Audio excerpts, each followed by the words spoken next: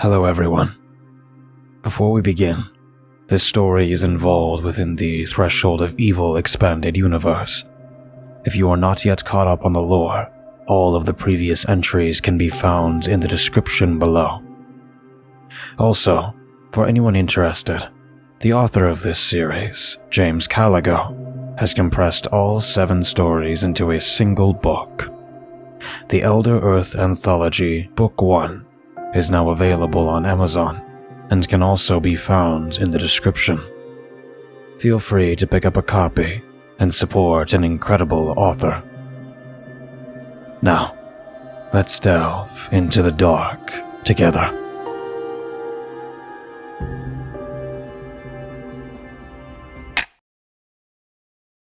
Case file number 3. Date, June 18th, 2021. There's something about Auburndale that I genuinely feel confused about. Despite it being such an obscure town in southern Illinois, I never would have expected it to draw any more attention than attracting people who have nowhere else to go, or would-be thrill-seekers thinking they could take on the horrors of the woods. Cusham is merely the tip of the iceberg to something far bigger than both of us. Or he's merely a puzzle piece in a much grander picture that I need to figure out how to piece together before it tries to kill me and Samantha. It has been about a month now, and she was still staying with me. I wasn't going to kick her out, but I wondered if she had some sort of plan in place. Although initially things seemed calm, upon getting back to Earth, she shows signs of a severe case of PTSD. The trauma that she had gone through in that other dimension has left her aloof and cold towards others, even me to a lesser degree. Trust me, I tried introducing her to the townsfolk. While I found this sad, it's not like I had any experience on how to deal with teenagers. I wasn't her father, but I was her guardian. Although I'd say more of roommates was a more accurate word. Still, she insists on me not doing her laundry. I respected that, and gave her an allowance to get by on. After a particularly restless night of dreaming about my arm having that deadly wound again, I woke up and got ready for the day. When I came out of my room, I saw that she was sitting at the table picking at some eggs that she had cooked up. "Looks good," I said. She looked up at me through her pink-rimmed glasses. "Thanks. I hadn't cooked in so long, I was afraid I was going to forget everything." "That's good. We can get you to take cooking classes, and you can learn something that might help you in the future." She looked up at me, her eyes worn out and restrictive of whatever it was that was trapped behind them. Or not, whatever you want." I retracted my statement. Things weren't easy between us. It didn't have to be, and it wasn't like a fight was going to break out. But she was unresponsive to anything that I suggested when I wanted her to get her life together so that we could move past whatever it was. Don't get me wrong, I care about her, but I don't want her to become totally reliant. Seeing that this conversation was going nowhere, I ate my breakfast, told her I was going to work, and proceeded to take my leave. Working at the construction sites to build or repair farms was a job that paid well, but it wasn't a regular thing due to COVID lockdown. Still, my mind kept drifting off thinking about what I should do next. I needed to figure out a game plan on how to get her to open up and get her life back on track. The longer you waste time lamenting about why things are so bad, the harder it is to get everything you want. But then again, I don't have much room to talk. I lost my house, wife, and a brother. I wonder what they're up to right now. Once the workday was over, I came home and immediately was greeted by Samantha holding papers up to my face. She looked hysterical. "Henry, we need to go." I pushed the paper away and chuckled. "Well, I'm glad to see you're a little more energetic, but I'm not moving for the 4th time in 2 years. "No, you don't understand. We have to get out of here." She had this terrified look in her eyes that I could only say was an inconceivable fear that had overtaken her rationality. "And why is that?" I questioned. She was hyperventilating, and I moved her over to the couch across from the door. Living in a trailer has both pros and cons. It's cheap, all the rooms are close by, and thankfully, this one had 2 bedrooms. Sam, tell me what's wrong. When she finally got her breathing under control for a brief moment, she said, I like to look up radio signals. You know, something to pass the time and listen to on whatever police, military, or information from hermits in the woods have to say. But I decided to check on an old frequency that I remember from my time back in Warmire. It was them talking about coming here. I looked at her funny and asked her to elaborate further. I need more information than that. I don't know much about them. I just know that there were a few survivors of them that were in my city when they disappeared. They kept everyone trapped inside the city before it was transported, and they knew that something was going to happen. They're the reason everyone's lives fell apart. Who is they, Samantha? This time I ordered her. She held on to her heart with both of her arms. Her eyes looked around frantically. They're called Protectorate, and they're coming here. That could only mean something bad is approaching. It's the Aurora Borealis. I'm sure of it. She had told me about how her city was caught under an unusual appearance of the Northern Lights. They stretched down so far that they were able to teleport the entire city. I never heard of her city, yet I went there too, and it didn't affect me. As my theory goes, because we came back before I went there, maybe due to a time anomaly, if you're still on Earth at the time of being pulled into another dimension, you still register in everyone's minds because you never left. Samantha wasn't so fortunate. But who is Protectorate? I've never seen them before.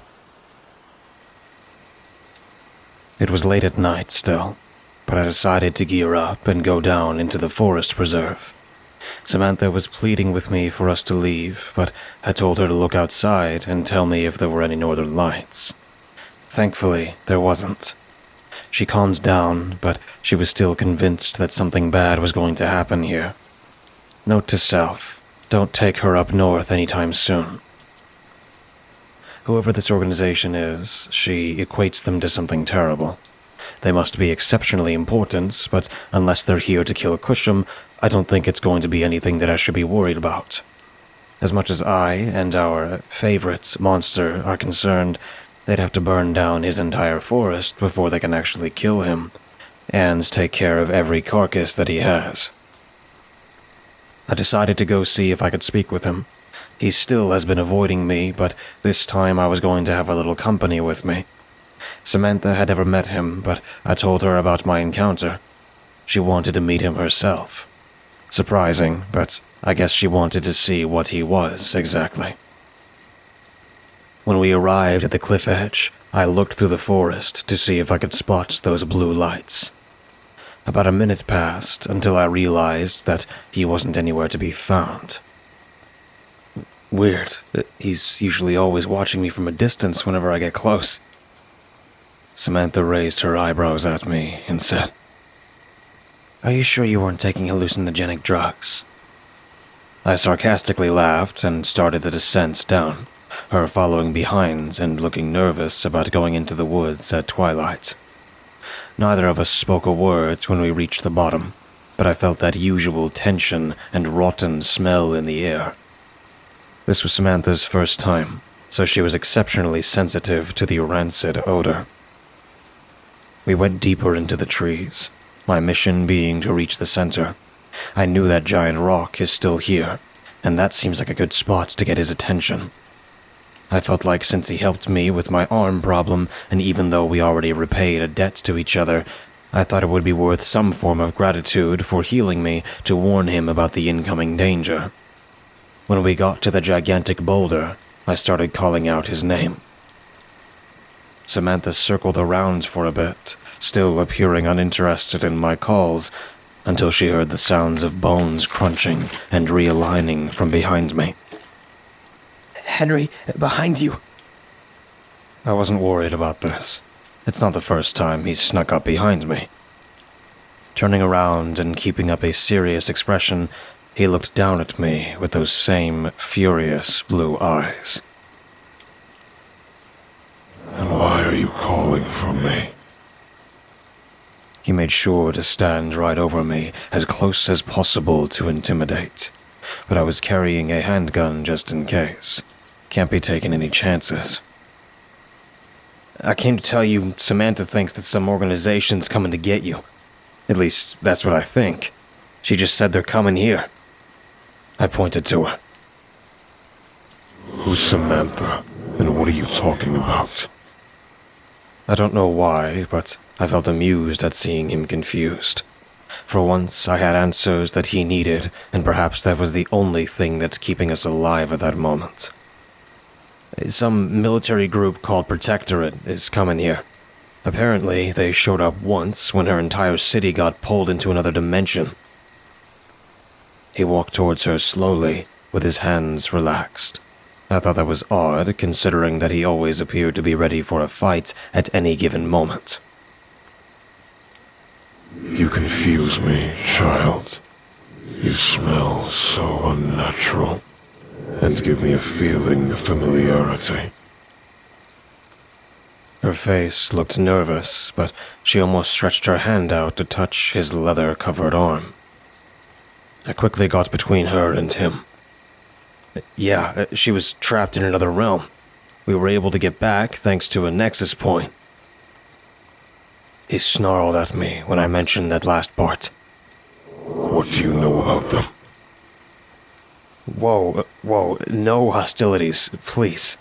I've just been reading about them on the deep web. Humans shouldn't know about them, but I guess it doesn't matter. You've already gotten yourself so deep into this world, I wouldn't be surprised at you finding yourself becoming a primordial at the end.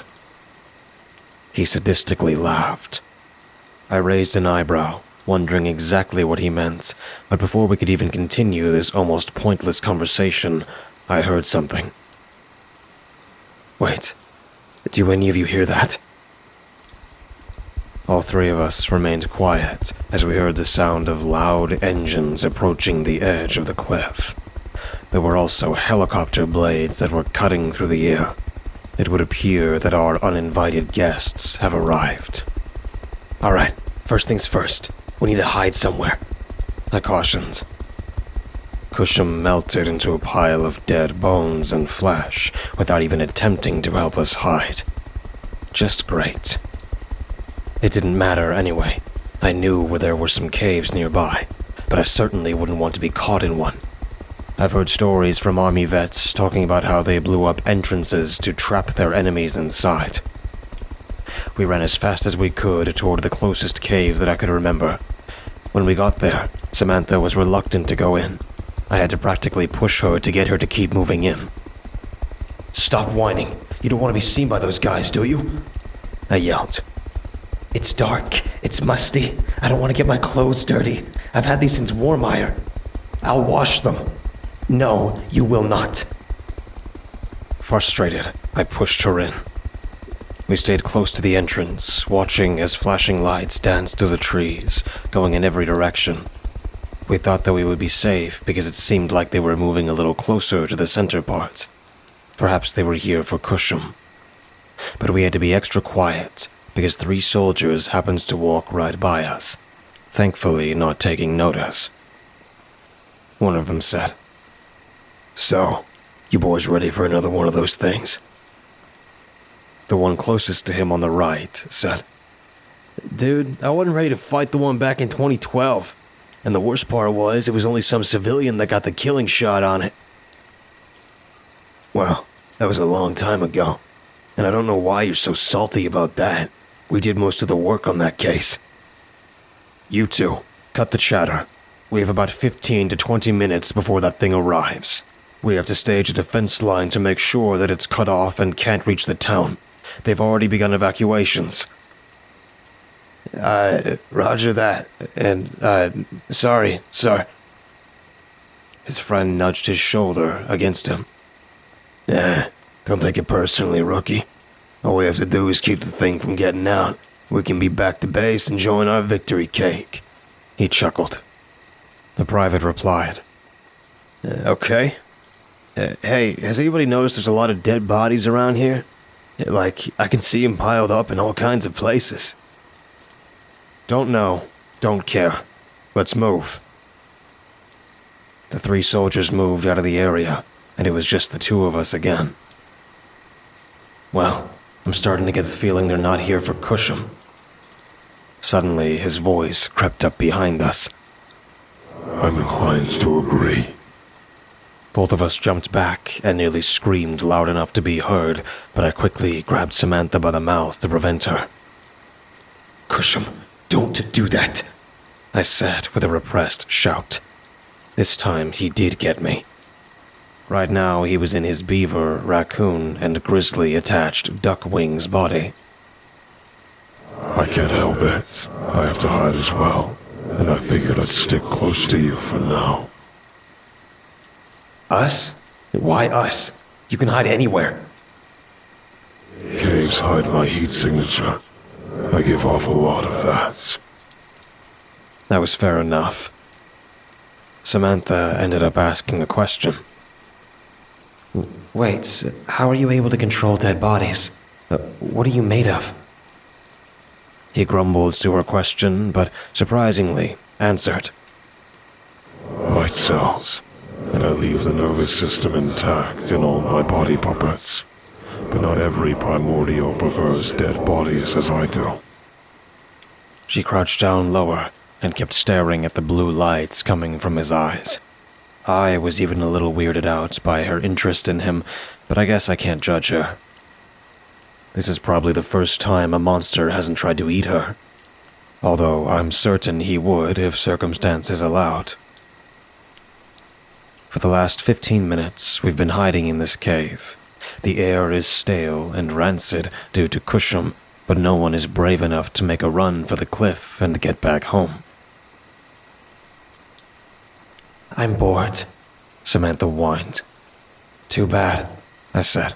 We aren't going to risk getting shot at. Yeah, but... She looked at the back of the cave. Can't we go further into the cave? Weren't you worried about your clothes? I retorted. She replied, It's actually not as dirty as I thought. I didn't really mind as long as she didn't go outside, but to my surprise, Cusham interrupted. No, it's best not to get curious in dark places. All I could think of was how ominous that sounded, and now he was making me a little curious too. But that would have to wait, because the air started to crackle with a loud boom. Anyone else hear that? I asked. All 3 of us crouched lower to the ground, but moved closer to the exit to look up at the sky. There was a bright light that was streaking closer to the ground, traveling at an insane speed like a falling star. It was just about upon us until it struck with a cataclysmic impact that sent a gigantic ripple through the ground and made all of us collectively fear that the cave was going to collapse on us. Cusham would probably survive, but if it did fall, it's lights out for me and Samantha. The shaking was brief, and the loud explosion was quickly able to dissipate past us. I stood up a little, taking a look outside to get a better view, and saw at least a few more of those soldiers' lights moving in towards the impact zone. I think they're leaving. We can make our escape, I said. Samantha got on her feet, and the 2 of us were just about to take off running for the pathway back up the cliff, but she pulled on my shirt when she looked back at Cusham. What about him? What about him? I thought, but instead said, He knows how to survive. I'm sure it's fine. She removed her hands and approached him and spoke softly. Want to come hide with us at our house? I really didn't want his rotting corpse in my house again. I already lost my last house because of this monster, and the last thing I need is for his stink to ruin the new carpets. I live in a beautiful vintage 1950s trailer house. They don't make those anymore. Oh, I'm sure Henry here would appreciate seeing me inside his home again. He couldn't smile, but I'm certain he was. I gave him a thorough frown, letting him know that I really didn't. But Samantha said again, "We're supposed to help those in need." She turned towards me. "And I let you stay in my home. Now I ask that you let him stay in ours." This girl has no idea how close this creature nearly killed me. Plus, she lives with me now, so frankly, she has no room to make this request. But I could hear those soldiers getting close again, so I wasn't about to spend all day debating about this. I told her to bring him, and we both started off back to the path. She grabbed hold of his ugly, rotten self and piggybacked him. I don't think he was expecting that either, and I'm sure if it wasn't for the fact that the head was an entire skull, he'd be blushing from embarrassment. Still, it wasn't going to be an easy trip back to home base. We saw that the pathway up the cliff had one guard who was walking back up the same way as we needed to go. I reached into my pocket and grabbed my brass knuckles. Crouching low to the ground, I stealthily approached him from behind and tapped his shoulder. I moved in the other direction so as to confuse him when he looked. He turned again to the other direction, where I swiftly gave him a quick punch to the face. He winced from the impact, and I proceeded to punch him a few more times in the face to make sure he was definitely knocked out. I was still practicing. I grabbed his radio, knowing full well that you want to have information of what's going on in order to survive. He didn't seem to be carrying any heavy weapons on him, just a Desert Eagle, but I already have one myself. "We need to keep moving," Samantha whispered to me. "I know." When we reached the top, I heard an insane amount of chatter breaking over the comms. Then, a sudden barrage of gunfire and explosives started illuminating the woods behind us. They had started engagement with whatever it was that had crash-landed. Cusham watched with a somber look as he saw his home being set ablaze by this military group. I tugged on Samantha's shirts and said, "Come on, we need to get back to the trailer." And so we left the forest to be scorched by whatever purposes that were being conducted. I was going to have to learn why they would go to such lengths and how far it would escalate. I was the first one inside and immediately sat down at the table where I started listening in on their conversations. There was too much screaming, as if everyone was panicked, and I found it hard to distinguish any particular person talking. Samantha had dragged Cusham to her room to do who knows what. I wasn't particularly concerned, and I was sure that no harm was going to come to her. Though he better not leave any of that brown slime anywhere. I am not getting an infection again. Finally, after a few moments, I heard the voice of someone who was coordinating the attack. "The target is moving erratically through the woods. It's also larger than the previous one and has a different base form. New hostile. I repeat, a new hostile." Another soldier sharply interrupted. "Tanks and anti-armor personnel are having difficulty in this forest. Helicopter flamethrowers are ineffective as it moves too fast through the trees. We'll need to resort to large-scale bombing." I listened intently for anything else to respond to what he was insisting upon. I didn't want my town to be destroyed. "Negative, Staff Sergeant. We cannot proceed with large-scale attacks until military personnel have been evacuated to a safety zone. Target is not stationary." I slumped back in my chair, relieved that they weren't going to resort to that. At least, not yet. I decided, though, that I needed to check on Samantha and Cusham. I went to the door, and when I opened it, I saw that she was in the middle of painting him on one of her many canvases. He was sitting on her bed, practically staring daggers at me when I walked through. Having fun in here?" I asked with a wide smile. She looked back at me happily, something that genuinely took me by surprise. She had been so gloomy for so long. She must really enjoy this freak's company. "Yeah," she said, joyfully. I finally have something else to draw about besides gloomy cities covered in slime. I scratched my head, not really one to be concerned about her art projects because there were much bigger things to worry about. But if it makes her happy, I won't stand in the way. Well, we might have to pack up some things and head out of town for a while. This seems to be a little bigger than what we can handle. She looked upset, but it was Cusham who spoke harshly. I am not leaving my forest. Suit yourself. I'm not holding you back, but I'm not about to die for this place. Oh, we both know that's not true. You've been wanting to catch other monsters for some time, and I already know that you have a different reason. You just want me to lose my home. I thought to myself, thought hard about whether or not that's true. He's the biggest pain for me, but I also kind of don't want to deal with big creatures without his assistance. Even though he comes off as big and tough, considering that I've already seen that there are primordials stronger than him, I figured he'd still be good enough to deal with them if we came at them as a team. But he's not one for team play. Cusham. Suddenly, 3 sharp knocks came at the door. All 3 of us looked at each other, and quickly we grabbed our weapons. I grabbed my shotgun, Samantha her 9mm with a laser pointer, and, well, Cusham is his own weapon.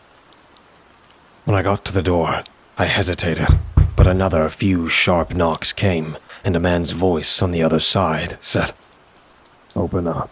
I know you're in there." If it was just one of the soldiers, it should be safe. I put my gun down and opened the door. Samantha and Cusham retreated back into her room. "Evening, sir. Are you aware that there was an evacuation order?" I looked at him, nervous about what to say next. I wasn't. I'd just gotten back home after going to the nearby woods." He had a black face mask, so it was hard to tell how he was emoting. "Down the cliffs." I had to lie. No. I was by the railway a little further south of here. It's not too much of a walk back. I did notice that the streets seemed a little quieter, except for all the, I nodded towards the sound of gunfire and explosions happening towards the local forest preserve. He seemed to understand what I was saying, and said, "Well, that's the issue going on. You need to evacuate now. Mind if I come in? Make sure you pack what you need." Sure. I don't mind." I did mind. I did not want this guy to find out about Cusham. He looked around my double-wide trailer, checking out all the things that I had collected over the past few months. "You best start packing, buddy. At some point we're going to have to start authorizing harsher orders." He said that so nonchalantly, but for me it was no big deal. I wasn't about to let this guy hurt Samantha or me, and when I walked over to my room, he followed after. "So, who are you guys? And who are you fighting?" I asked. "Not important. Just hurry up," he ordered. I noticed that he was starting to grow curious about Samantha's door. When he wasn't looking, I quickly grabbed my taser strike light. "Is there someone in this room?" he asked, appearing to already go for the doorknob. Yeah, my daughter," I said, slowly turning around. He opened the door right as I was coming up behind him and saw Samantha try to stuff Cusham into her large backpack. "What in God's name is that?" he shouted, getting ready to pull out his M16. Without a second to lose, I shoved my taser into his neck and pressed the button, sending a horrifying jolt of electricity through his body. He dropped like a fly, and his body was twitching all over. "Well, I'm guessing we're gonna have to tie him up now," I said. Samantha nodded in agreement, and Cusham quickly tried to climb out of the backpack. He was not too thrilled that she tried to do that.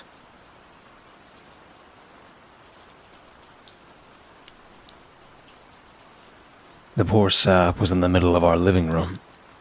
When he started stirring, his eyes flickered back open, and once again he started screaming the moment he saw Cusham.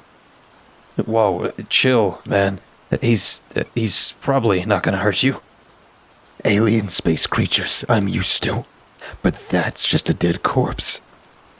Cusham approached on all fours and said, We don't have time to deal with your panicking. Either you tell us what's in the woods right now, or I'm going to wear your body next. Sam and I had the same look on our face. For the military guy, I assume he thinks that that's going to be quite painful. In actuality, Cusham always kills his prey first.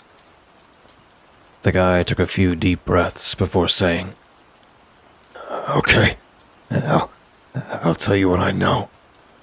I'm just a private anyway, so I don't expect much. We leaned in closer. Yesterday, one of our satellites near the moon got a signal that one of those metallic orbs was coming back to Earth. Back? I asked. Yeah, this isn't the first time they've come to Earth. Anyway, we were mobilizing at a moment's notice, and we saw that it was coming to this town in particular. It wasn't just some random shot in the dark like they always were before, but it was specifically aiming for this area. I wondered why a UFO aimed for this spot. Honestly, this isn't even my first time dealing with this type of alien. They tried to kill me and my ex-wife back in 2012. Oh, you're a divorcee, like me, I said in surprise. Listen, I'm just trying to save people. You gotta get out of here, quick. Samantha chimed in. We can't. This is where he lives. She pointed at Cusham. The soldier looked at him, and then back at us. And why should any of us care about whatever that thing is? I spoke up. He's an ally. Besides, you'll probably need us to deal with the alien. He stared at all three of us and had this look of disbelief, but I didn't care about his opinion of me. Besides, how tough could this alien be? But at that moment, there was a sudden shaking that was getting worse with every passing second, like the sound of gigantic footsteps approaching us. Cusham whispered, Oh, that doesn't sound like an easy kill. There was a brief few seconds of quiet, and in that moment, I looked at Samantha. Her eyes met mine, and then, that's when the entire trailer began to shake violently. The flurry of bullets was ripping holes through the walls and ceiling, and all of us tried to get as low to the ground as we could. Then, the trailer started to tip. We were being flipped by whatever it was outside, and I quickly had to reach out to Samantha. Cusham dug his sloth-like claws into the floor, but after another roll, he was thrown away along with the soldier to be buried in the wreckage. What felt like an endless spiral of eternity was actually a few minutes of trying not to get killed by any of my silverware. I tried again to grab her. Our hands briefly connected before I got thrown away. When the next flip came, I jumped towards her and reached out further, grabbing hold of her palm. I pulled her close, and she held on tight as we were hoping that whatever it was would stop. We were constantly being tossed around, but I was able to get a brief look out one of the windows. It was trying to roll the trailer off the cliff. I knew for a fact that we wouldn't survive the fall, so I had to think as quickly as I could during one of the brief moments where it tried to regain its grip on the house. I looked for my shotgun, seeing it lie on the ground in the middle of the living room. I released myself from Samantha and jumped towards it quickly before we went for another roll. I'm so glad I leave these guns lying around. Just when it was about to start up again, I grabbed hold of the weapon and held on tight. I tumbled with the house as it flipped once more and then briefly stopped again. Now was my chance.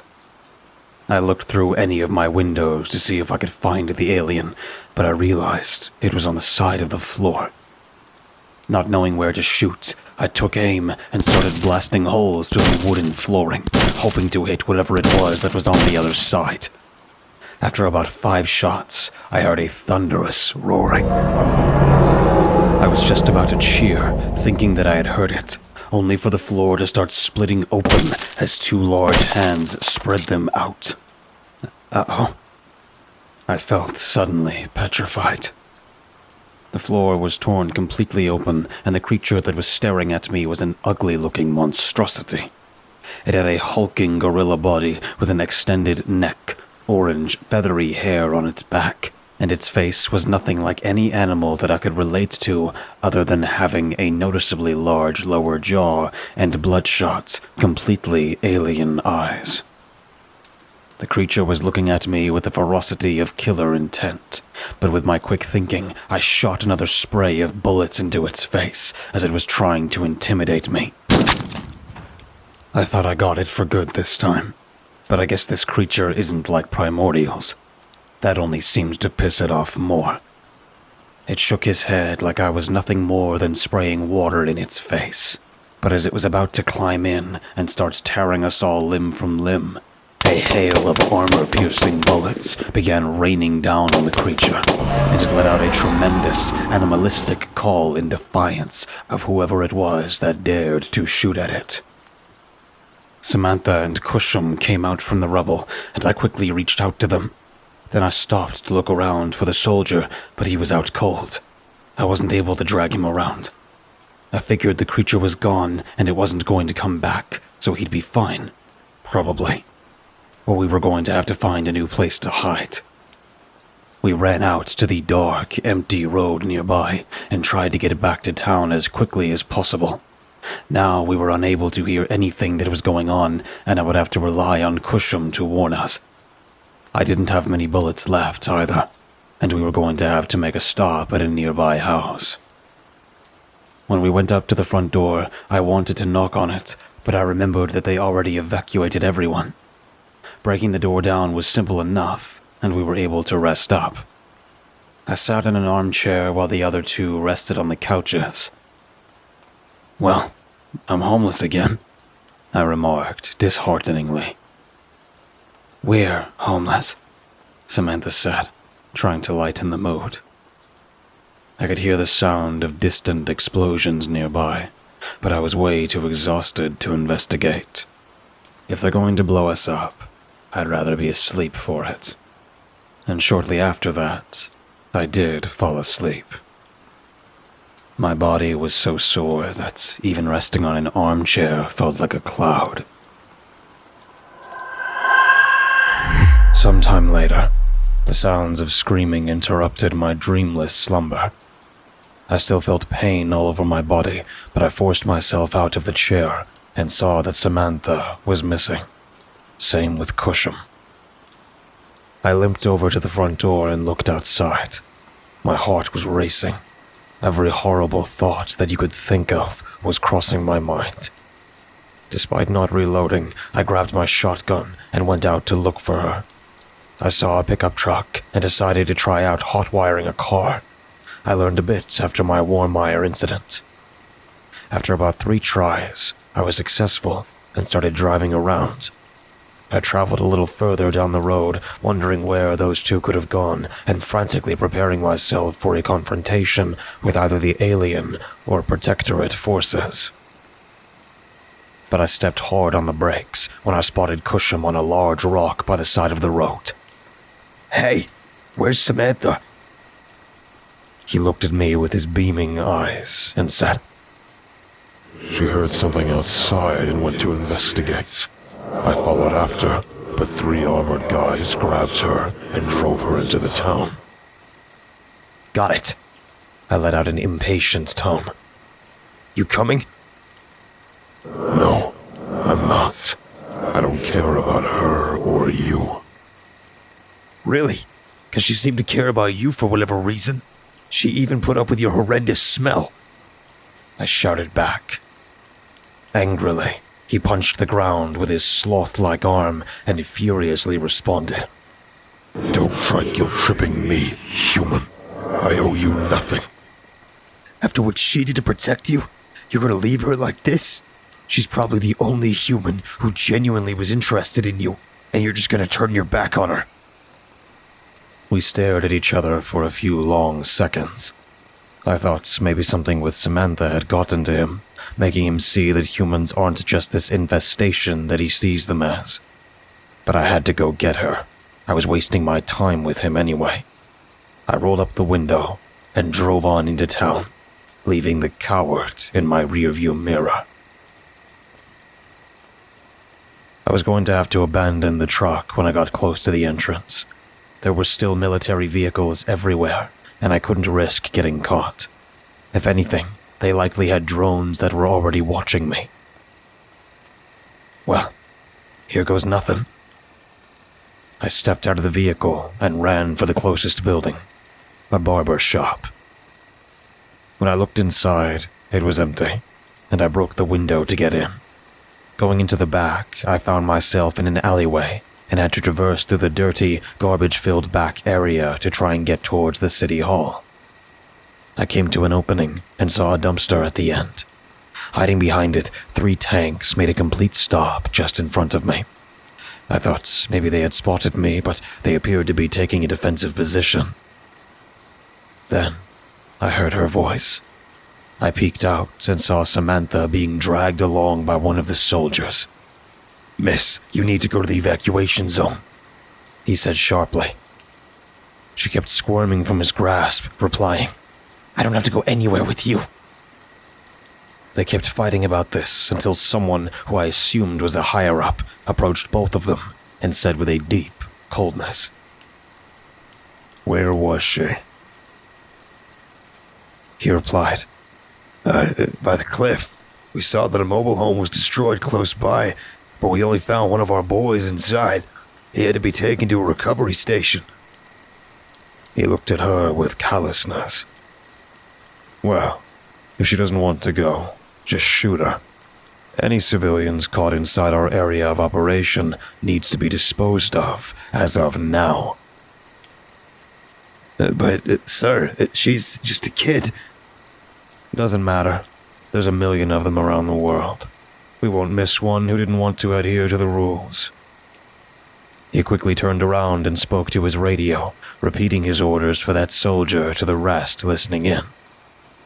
I wasn't about to let them kill her.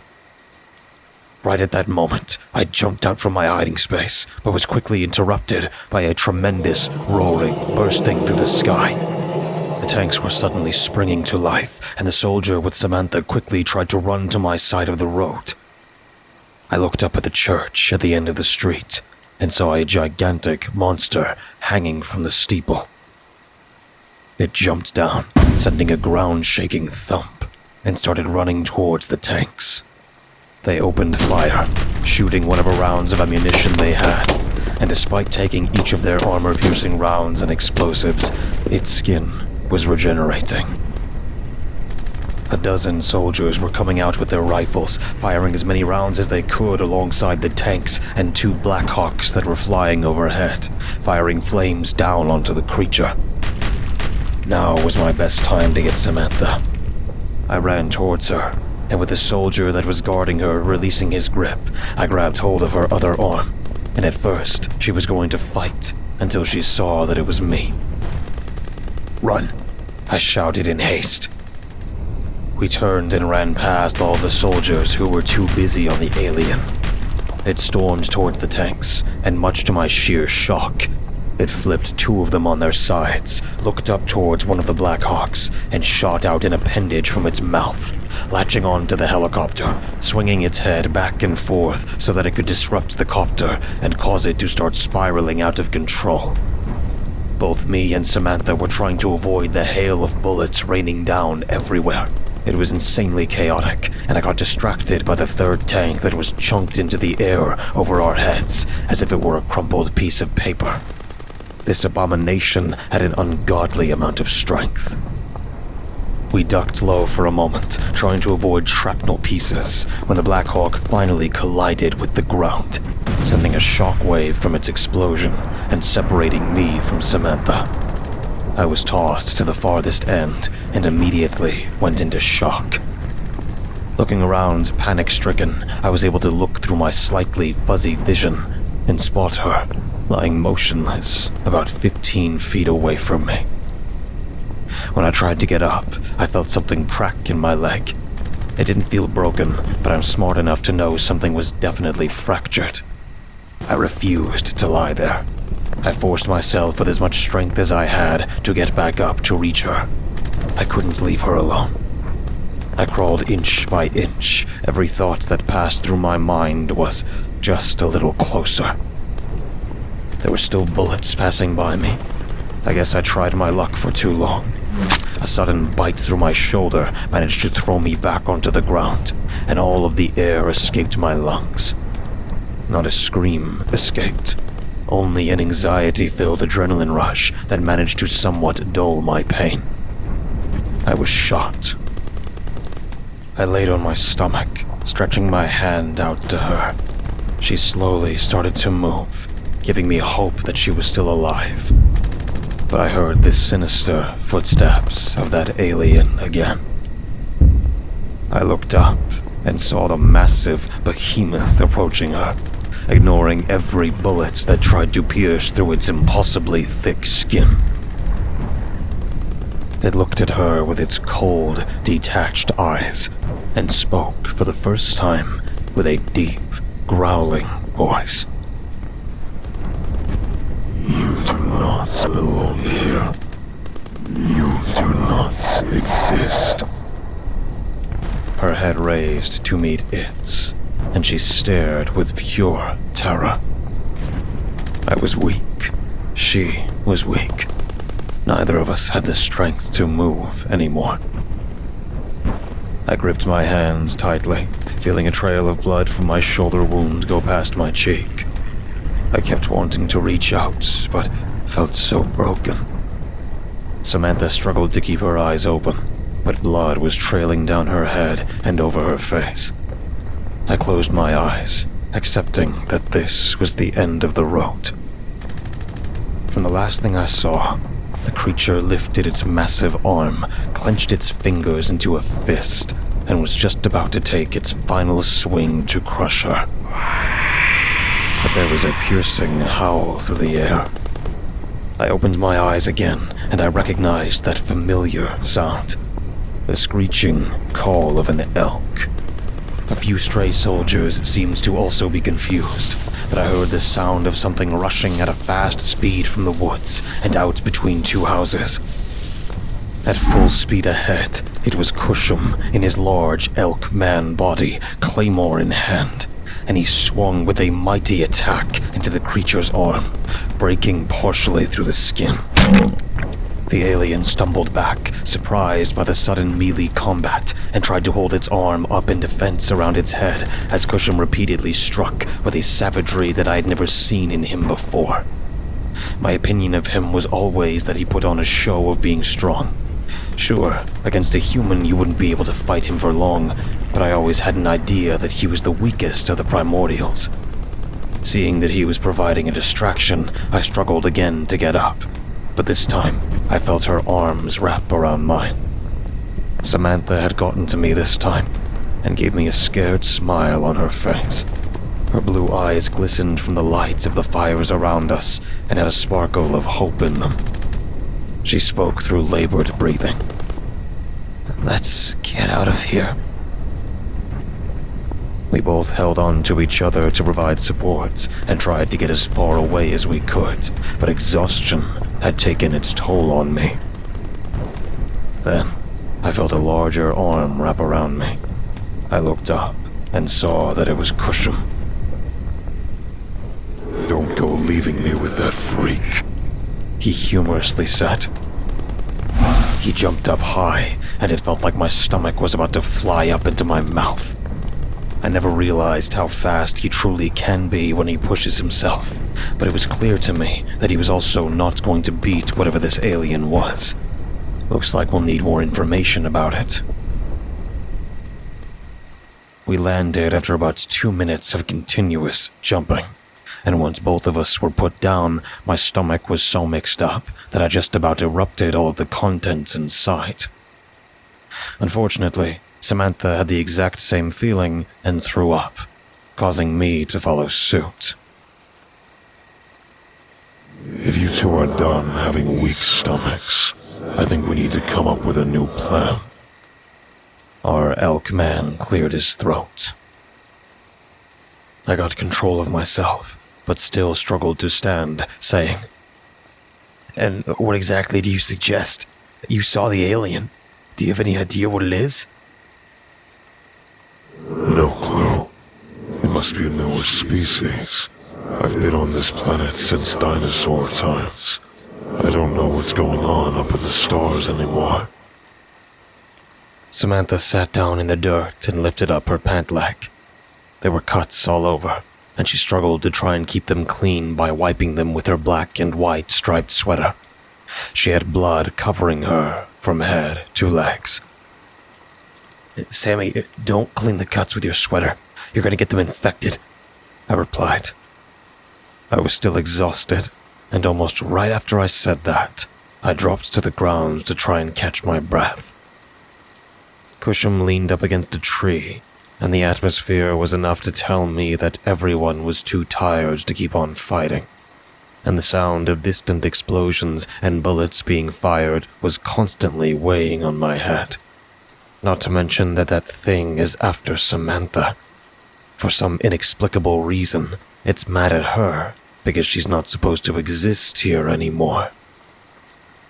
"Well, we now know that thing doesn't like me, so maybe we could use that to our advantage." She stood up quickly. I gave her a confused look and asked, "And how is that supposed to be an advantage?" "Easy. We use me as bait and try to get it absolutely destroyed by the military."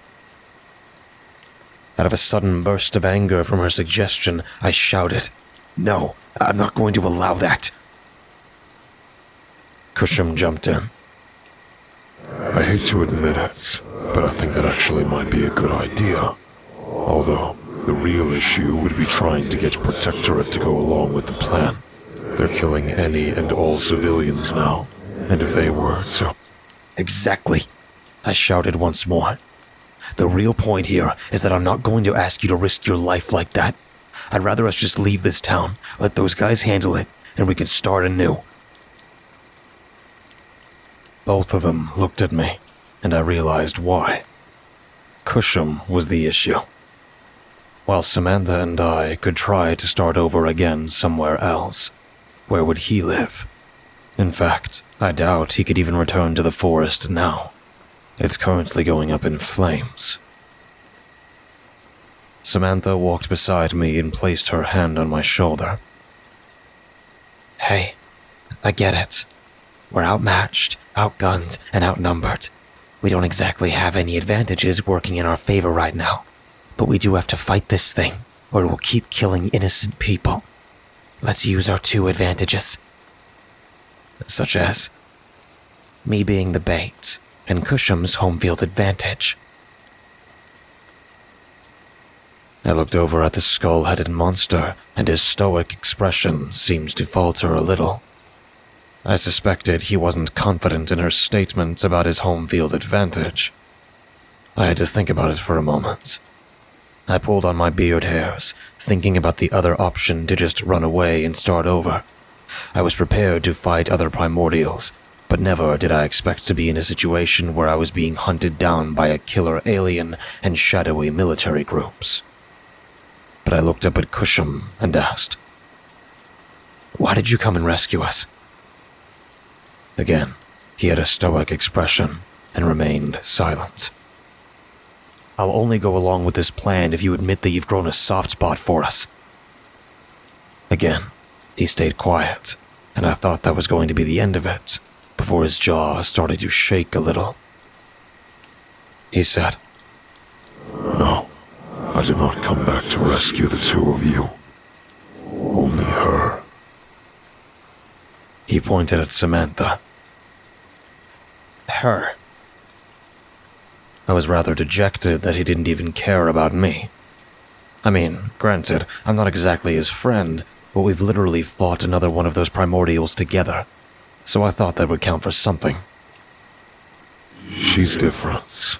Every time that she's around me, I see her more like one of my species than one of yours. I believe that's because she was stripped from this reality and brought somewhere else. She has a different genetic makeup compared to you. I thought about it for a moment. Perhaps he's right. Samantha was in that other dimension for, from what she's told me, months. And being there so long may have had a change on her body. But I guess we'll never know to what extent, but a deal's a deal. Well, alright then. But we better work on a way out in case we fail. Perhaps a cave could be close by. Cusham's head lifted when I said that, and chimed in. I just remembered something. This is a way better idea. The two of us raised our eyebrows. We returned to the war zone. We had to have the whole thing set up so that she stood in an open area, while I salvaged around for some weapons from the lots of the dead soldiers. Sadly, I had plenty of choices. There were so many dead young men, but I wouldn't let their deaths go to waste. I was smart enough to know that they were protecting humanity, but I was needed for this one. I found one that I was quite excited to use, an M203 with a grenade launcher attachment. It was my first time seeing one of these in real life, and I was going to have to learn fast how to use one. I also found a med pack on one dead man, a vial that read, Pain Nullifier. I figured that would help me forget my leg pain. Cusham said this place would be the best place to launch our trap, because there is something underneath the dirt here that was going to help us completely destroy the space menace. Thus began the waiting game. I stood close by, keeping my eye on Samantha as she grew bored standing all by herself. Cusham patrolled around the nearby area to cut down any soldiers that came too close. I felt bad, but it was a necessary means to our plan working out perfectly. As for my role, I was told that I had to launch as many grenades as I could into the field, but only when the alien showed itself. And soon enough, I could hear the sound of tree branches being snapped like twigs. Our target had arrived.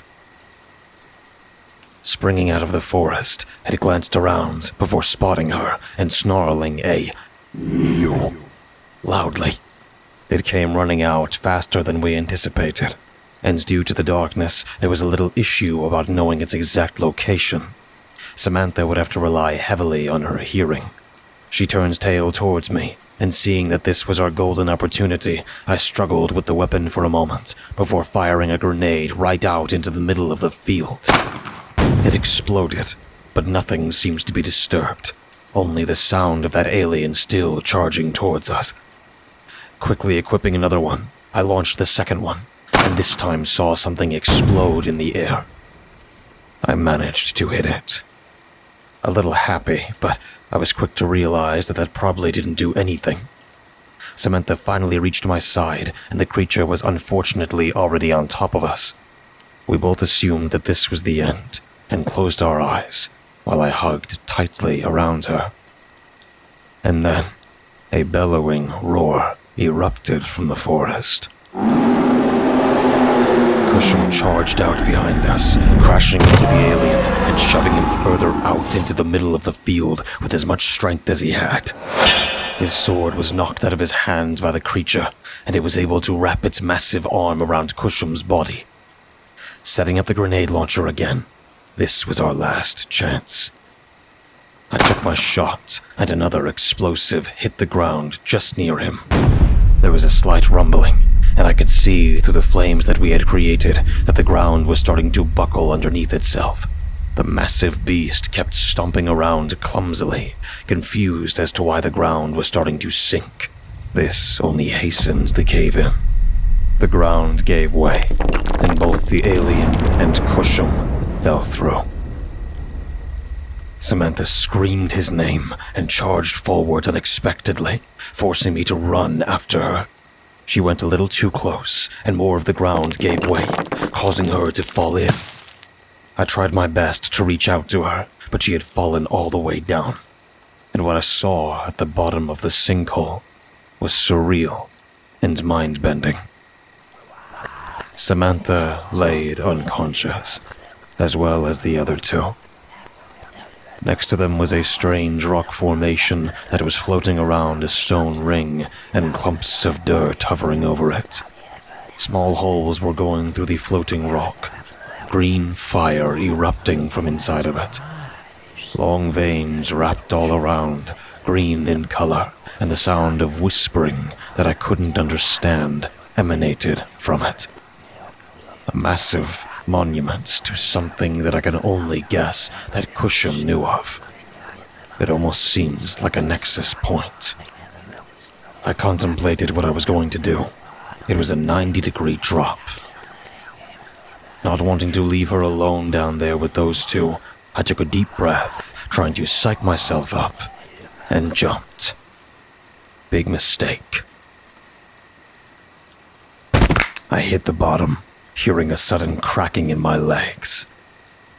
I believe that was a 30-foot drop, so not exactly something that would kill any of us, but definitely painful. Looks like those painkillers aren't able to dull this one. I couldn't stand. My legs were screaming with intense, hot pain that pierced every inch. But with breathing exercises that I knew of, not to mention the life and death situation that I was in, I tried to hold in my agony. Kushum started stirring awake and pulled himself up, but some of his bones were broken as well. Not the alien, though. That creature was just shaking its head like it was waking up from a quick nap.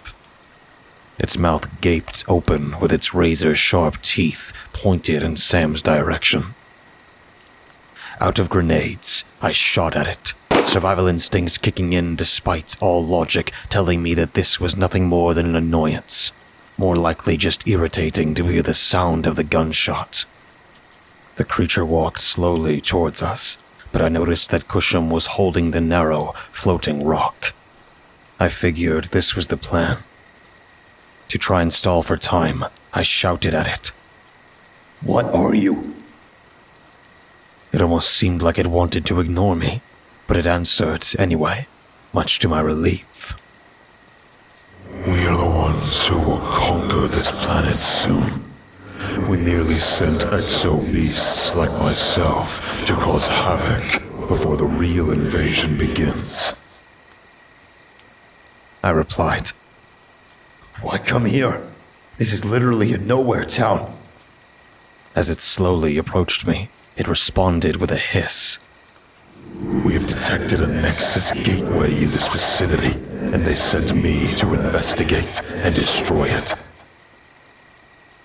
A Nexus gateway. I've never heard them be called by that name before, but questions for a later time. Okay, but why attack my... I looked at her as she remained asleep. Why attack my daughter? She's an abomination that is a disruption to my senses. She does not make sense to exist. Much like those primordials, all non-domestics must be killed. I glanced over to Kushum as he placed his hands on the rock. I lifted an eyebrow and smirked at the creature. A freak of nature calling my daughter an abomination. That's rich. Anyway, you should have been paying attention to my friend back there. Right as he was about to kill Samantha again, he looked to where I was pointing to, and its eyes went wide, realizing what Kushum was doing. My friend declared, Have fun burning forever, intruder. The rock lit up with an insanely bright light, green electricity exploding out from it, and a strong wind lifted the alien off the ground. It thrashed around and tried to reach out to me, but it was already too late. The light focused in on one single point above the monstrous alien and shot up into the sky. It's being slingshotted up until a flash exploded overhead, followed by a loud bang. The wind suddenly died down, and I knew it was finally over. I rested my head down and took a deep breath before letting out my own cry of pain. The adrenaline was keeping me from noticing, but after all of that, I think I'm about done with anything else. My legs were hot and swollen, and I couldn't hold in my pain anymore. I took a few more deep breaths before blacking out. I felt a disturbance hit my head, realizing I had just been dropped clumsily. "Ow!" I shouted, looking around and seeing Samantha and Cusham staring down at me. She was happy that I was awake. Cusham was placing his hands on my lower leg, releasing a blue glow that was removing the pain slowly. Well, I gotta ask you, Cusham, where did you send the alien? To the sun. I used my Nexus Gate, but I don't think I'll be using it again anytime soon. Wait, so they're called Nexus Gate by your kind? I said. I thought they were called Nexus Points. That's translation error between my race and yours. Nexus Points refers to an area that's affected by a dimensional flipping by the Nexus Gates or gateways, which are the structure itself. Samantha pulled up my pant leg to check my injuries. Long story short, I would have to rest a little. Healing bones takes longer for him. And so, that's the end of our story here, for now. My house is destroyed again. All I had left was my Jeep and a few $100s in my bank account. As for the town, I'd say it's in much worse shape. Cusham can't go back because the military group has seized his woods after finding the Nexus Gate.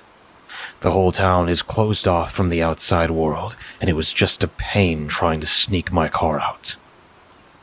For now, Samantha and I stay at a few cheap motels until I get my bearings together and buy a new place.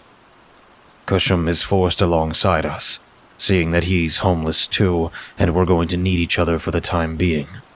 Although he does still tease us about planning to eat us. I hope it's teasing. In case I'm not killed, I'll be sure to update everyone on my next endeavor. But this is the end of Auburndale. So, sleep well tonight. I could be in a town near you.